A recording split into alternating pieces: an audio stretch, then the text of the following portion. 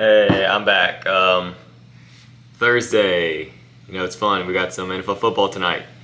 But that's not the focus of this video. It's time for a week 2 prediction video. Hope y'all enjoy. So yeah, welcome back to the tailgate.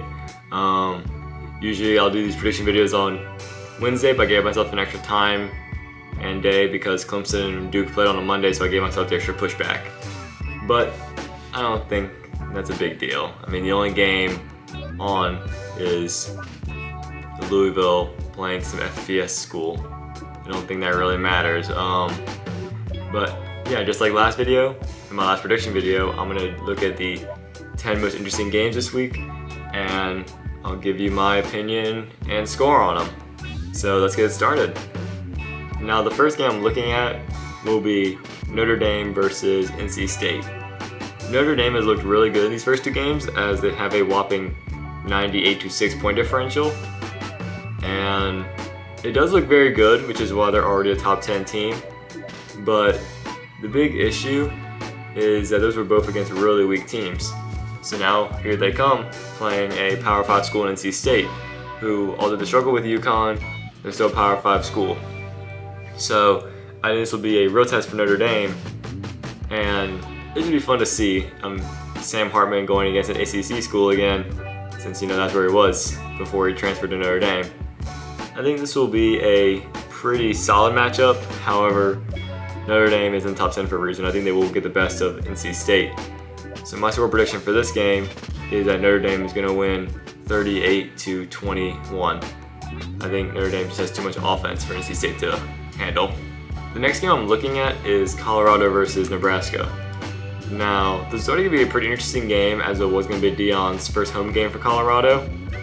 But now it's way more interesting, as it took Deion 1 week to get Colorado back in the rankings after they beat TCU at TCU. Colorado finds himself ranked 22nd in the polls after going 1-11 last year. With all the hype around Colorado now, their tickets have skyrocketed. Nebraska coming to this game losing a heartbreaker to Minnesota as they lost 13-10. But it's just, I think Nebraska is gonna really come and give Colorado a pretty tough game. Colorado is only a 3-point favorite going to this game, and I think that's just gonna stand. As it's just really weird to look at this Colorado team. I mean, just how good are they?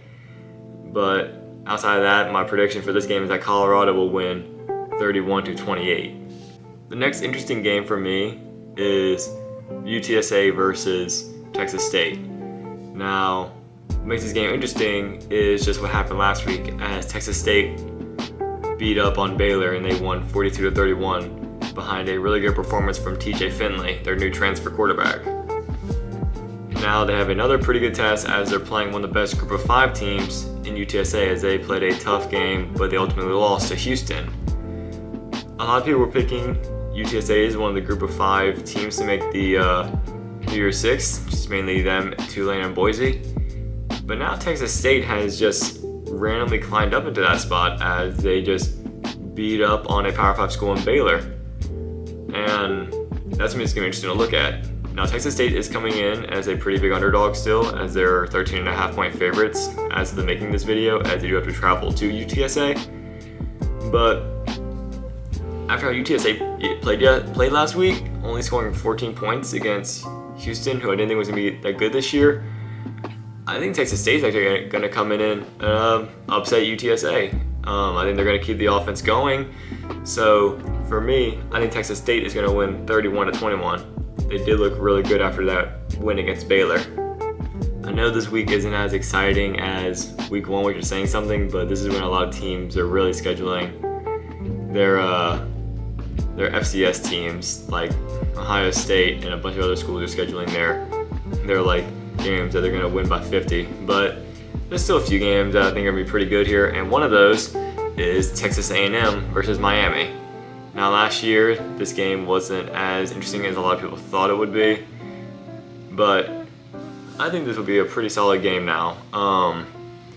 Texas A&M is traveling to Miami this time, and the thing for me is that Texas A&M, I know they played New Mexico, but they did look really good, and especially their offense. Connor Weigman had 5 touchdowns as they beat New Mexico 52-10. And then Miami looked really good on both sides of the ball as they beat Miami of Ohio 38-3. I know that's not 2 really good teams, so it's just hard to look at these teams, but it definitely shows that these teams have talent, and that's why I picked this as one of the games to look at for the week. Now, I think A&M is going to beat Miami, and if I had to pick a score for this game, I would say that A&M will win 24-17. I think the defenses are both pretty good, which is what's going to be the big part of this game. For one of our 2 ranked matchups for week 2, finally the game that I have been talking about every single video up until this point, Tulane versus Ole Miss. This is the game that of course I'm going to. I've probably said it in every single video, including this one. Keep the count going. Now this game, I think this is going to be a really good game. They both looked very good in their debut game. Ole Miss beat Mercer 53-7. Jackson Dart looked really good, and Judkins looked pretty good. And then Tulane beat South Alabama 37-17. Michael Pratt played very good, and their defense started off slow, but then they really looked good in the second half, which is when they pulled away. There's of course 2 big questions for these teams. There's mainly on the defensive side. Can Tulane stop Quinshon Judkins? And can Ole Miss lock down all of Tulane's really speedy receivers? That will be what decides the game. And although I said in my prediction videos for the conferences, I said that Tulane would lose this game, that was more me just picking a safe pick because I don't know if Tulane's going to go undefeated this year. But I am a Tulane fan, behind LSU of course, but I am a Tulane fan nonetheless, so I'm probably being biased here. But I think this will be a good game, and with Tulane having a big crowd there too, I think Tulane will win this game 28-24. I think they'll get a big touchdown late, and that is what seals the deal. Another good game that we're going to have, and this is probably going to be guaranteed to be a good game, they always are, is Cy-Hawk, the rivalry matchup, Iowa versus Iowa State. This year they're playing at Jack Trice, so they're playing at Iowa State for the trophy and the rivalry. The weird thing for this team is that both their offenses look kind of weird. I mean, Iowa's offense looked good in the first quarter as they scored in the first few drives, but after that it flatlined. And then Iowa State, they looked pretty all right, but they only put 30 on Northern Iowa. So it's interesting to look at these teams just because of how they played last week. Didn't look too impressive, but it's still a rivalry game, so it's bound to be a good game. I think Iowa is a way better team than Iowa State, and I know Iowa State has the home field advantage, but I just think Iowa has more. They're more talented on defense, and I think they're overall a better team, and that defense is going to be what helps them out at the end. So for me, I think this rivalry game, Iowa is going to win and take this trophy back, as they will win 21-17. It's going to be a very defensive game, but I think Iowa will just get some sort of score on offense or defense. I'm not going to count out either or, and that's what's going to pull them away. The next game for me is North Carolina versus Appalachian State. Now, for me, this just comes off of last year. And last year, they played an absolutely insane game. I mean, App State scored 40 points in the fourth quarter, and they still lost. That game was insane. So I picked this game because there's potential for that to happen again. Now, I don't think it will. North Carolina looks way better. Their defense looks really good as they got 9 sacks against South Carolina and held South Carolina's rushing offense to -2 yards. App State, on the other hand, was kind of struggling with Gardner-Webb until the later part of the game, and Gardner-Webb scored 24 points, which doesn't look too good when you're playing an FCS team. So I think we'll still get some fireworks as, I mean, of course, North Carolina still has Drake May, and App State's offense was still pretty solid. So I think we'll still get a little bit of that action, but I don't think it's going to compare to what we had last year. As well, with North Carolina being at home, that App State crowd is just not going to be there. So for me, I think it's still going to be a high-scoring game, but just not as close as, to me, I think North Carolina is going to win 55 to like 31. I just don't think it's going to be as close, but there's still going to be a lot of offense, so hopefully it'll be a fun game. The next game for me is our first night game that I'm looking at as another good game. In my opinion, is going to be Boise versus UCF. Now, week one, these teams had two completely different tales. While UCF beat their opponent by 50 and scored 50, Boise got blown out and their opponent scored 50 on them. Now, I know the opponents were two completely different calibers of opponent, as UCF was able to play Kent State and they blew out Kent State like they should have, while Boise, on the other hand, it didn't go so well for them. I thought them and Washington would be a close game. It was not. Washington beat them 56-19. It was not close at all. But I think that week will help them get ready for this game. I think Tulane Green will pick it back up after he struggled against Washington. And I think with Boise being at home, this is the perfect time to make a recovery, as they're playing one of the better teams that went from the Group of 5 to the Power 5. So with all that, and Boise being at home, I think Boise will win this game 35-31. I think it's still going to be a pretty high-scoring, close game, but like I said, I think the home field advantage is really going to help, and I'm banking on that Tulane Green is going to pick it back up. So yeah, I have Boise winning 35-31. One of the rematches we have for week 2 is between Washington State and Wisconsin.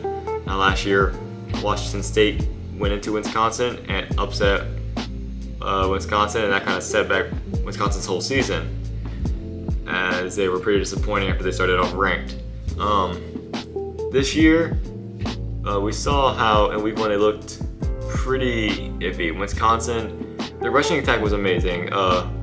Masuli and Braylon Allen played lights out in the rushing attack. However, their new transfer, Tanner Mordecai, kind of struggled, but they still beat Buffalo by 21, so it was alright, especially because they pulled away in the third quarter. For Washington State, it was mainly the Cameron Ward show. He played lights out against Colorado State, as he had almost 500 total yards of offense. So that's mainly the big separation. Who is going to show up more in this game? Will it be Cameron Ward, or will it be the two-headed rushing attack from Wisconsin? As if those two just show up, then some of the mistakes that Tanner Mordecai couldn't make can be avoided. However, I think he will play pretty good. Not like I'm just saying, I think he'll play pretty solid, enough to where the rushing attack from Wisconsin will really explode. And I just think with that, it'll be too much for Washington State to handle, although I do think it'll be a close game, and again, a pretty high scoring game.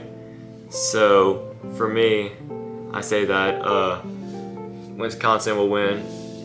My light just flickered. Back to the video. 34-31. Let me make this before my lights go out, possibly. Yeah, 34-31. And for the last game we're looking at, I think y'all probably know what it is. Game day at Tuscaloosa, Alabama versus Texas. Last year when they played each other, it was a really good defensive battle. Texas was really hanging in there with Bama. They were keeping their offense in check. But then Bryce Young pulled out some heroics and drove Bama down the field for a game-winning field goal. However, the big story was, would Texas have won if Quinn Ewers played, as he was injured for most of the game. Looking at this game now, of course Bryce Young is gone, but Jalen Monroe did play very good against Middle Tennessee State. And Texas also looked pretty good against Rice. It took him a little while to get it going, but after that, Quinn Ewers looked amazing. He looked pretty solid, and he looked like he definitely has improved. So we're looking at, again, a pretty good matchup going into this game. However, it sucks for Texas, but it's pretty hard to win at Tuscaloosa.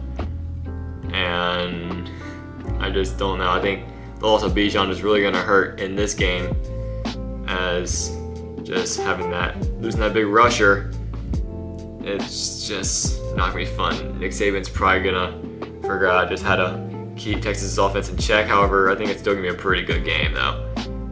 For a score prediction, I say that Bama will win 27-24. I say that because I think we're still going to have a very good game. But again, I just think being at home, Texas just won't be able to do it against Alabama. So that's my score prediction for that game. And that wraps up my top 10 games for this week of college football. So that wraps up the week 2 predictions. Hope y'all enjoyed the prediction video, unless I picked your team to lose, but that's just how it goes sometimes. I'm sorry if I did. But outside of that, like and subscribe if you enjoyed the video, and I'll be back Monday for my recap. I hope I do better this week than last week, but we shall see. I will see y'all Monday.